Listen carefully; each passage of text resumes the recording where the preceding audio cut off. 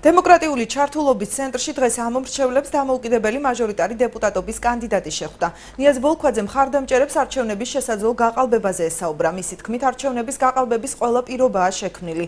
მაჟორიტარი დეპუტატობის კანდიდატმა ამომრჩევლებს არჩევნო პრიორიტეტებთან ერთად ის წერილიც გააცნო, რომლითაც იგი საქართველოს პატრიარქს მიმართავს. წერილში საუბარია მოქალაქის პასუხისმგებლობაზე ერისა და ქვეყნის წინაშე.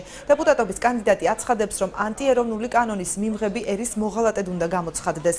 ნიაზ ბოლქვაძე არჩევნების გაყალბების შემთხვევაში ფართო მასშტაბიანი აქციების გამართვას აპირებს. მომავლისთვის, ჩვენ წარმოვადგინეთ მიმართავს საქართველოს პატრიარქს, საქართველოს მოსახლეობას, წარმოვადგინეთ ზნეობრივი სიმტკიცის სასამაღლებლად მოქალაქის მიერ პასუხისმგებლობის გრძნობის გასაზრდელად ქვეყნის საერო საქვეყნო ინტერესების წინაშე, რომ ესე იგი აქ არის წარმოდგენილი დამცავი მექანიზმები გაყალბებისაგან და ანტიეროვნული პროექტების არ დაშვებისათვის.